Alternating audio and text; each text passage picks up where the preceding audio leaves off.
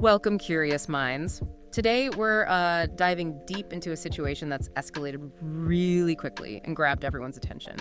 We're talking about the recent military actions involving the United States, Israel, and Iran. It's incredibly complex, isn't it? A lot of moving parts. Absolutely. And our goal here in this deep dive is basically to lay out the timeline. What happened when, and crucially, the different reactions, the different perspectives. Trying to get a clear picture of the sequence of events. Exactly. We're focusing just on that sequence and the responses.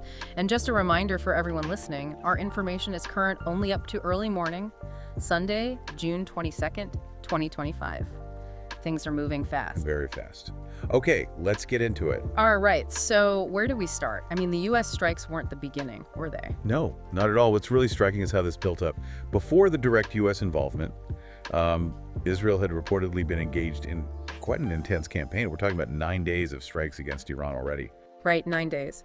And Israel was pretty clear, stating its goal was to, well, systematically take out Iran's air defenses, their missile capabilities. And damage the nuclear enrichment sites. That was key. Yes, and Iran wasn't just sitting back, obviously. They retaliated during that time, too, strikes against Israel. It was this ongoing back and forth. Indeed. And the backdrop to all this, the sort of root cause, if you like, are these opposing claims. Israel saying, we need to stop Iran getting nuclear weapons. Iran insisting our program is peaceful. That basic conflict has been there for years. So the tension was already, sky high before the U.S. stepped in directly. We heard some pretty serious warnings from Iran's leadership, too. We did. On Wednesday, Ayatollah Khamenei reportedly warned that U.S. strikes would cause irreparable damage for them. Strong words. Very strong. And then on Saturday, just hours before the U.S. acted, Iran's President Pezeshkian warned of, quote, more devastating retaliation if Israel kept bombing. He also doubled down, saying Iran wouldn't halt its nuclear program under any circumstances, which, raises the immediate question. Yeah, what tipped the balance? What brought the U.S. directly into the fight? Exactly. And this is where it gets really interesting, based on the reports. On Saturday, June 21st, President Trump announced the U.S. had completed strikes, specifically on 3 nuclear sites in Iran: Fordow, Natanz, and Esfahan. And the claim was pretty stark. He said key enrichment facilities were, quote, totally and completely obliterated. That's a huge statement. It is. And the details coming out about how they did it are also significant. It seems the decision came after U.S. and Israeli officials agreed that American B-2 stealth bombers were needed. The B-2 specifically. Why them? Because they're the only ones that can carry the GBU-57. That's the massive 30,000-pound bunker buster bomb. They reportedly assessed it was the best shot at destroying heavily fortified sites, especially Fordow, which is built deep inside a mountain. Wow. And reports suggest this was the first time that particular bomb, the GBU-57, was actually used in combat. That's what the sources indicate, yes. Yeah. Designed to go about 200 feet underground before detonation. Incredible. And there was more than just the bombers, right? Apparently so. U.S. submarines allegedly launched around 30 Tomahawk missiles as well, a coordinated effort. So after this massive display of force, what was the message from President Trump? It was pretty direct. He stated Iran must now make peace. Or else. Or else, he warned, future attacks will be far greater and a lot easier.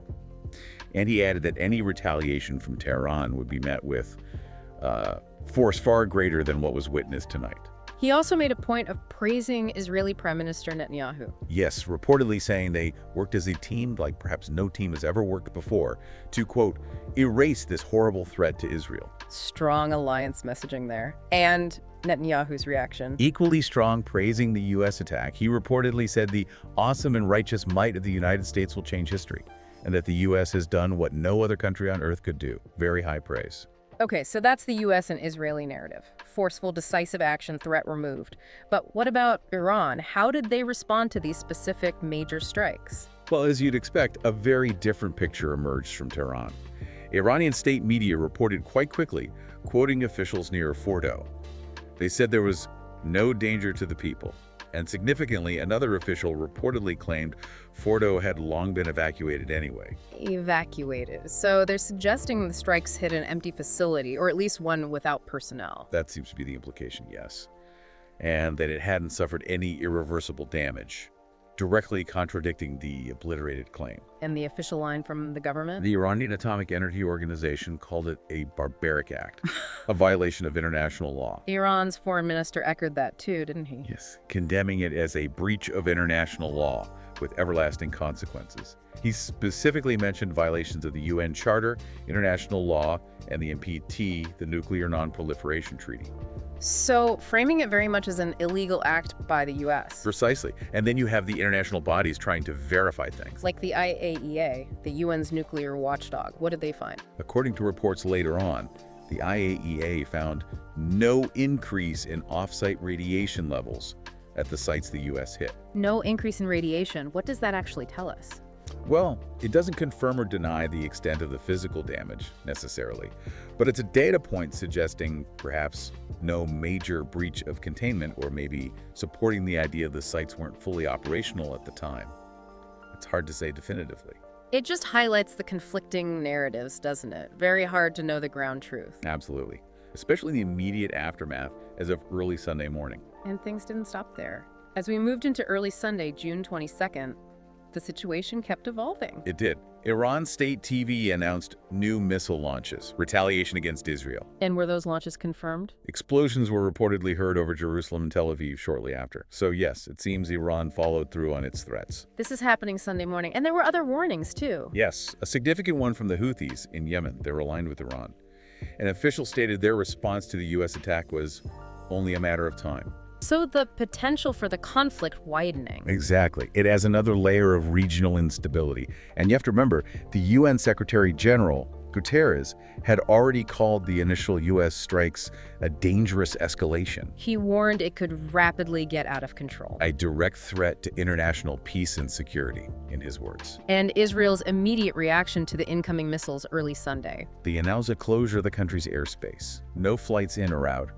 A major security measure. So that brings us up to speed as best as we can based on information up to early Sunday, June 22nd.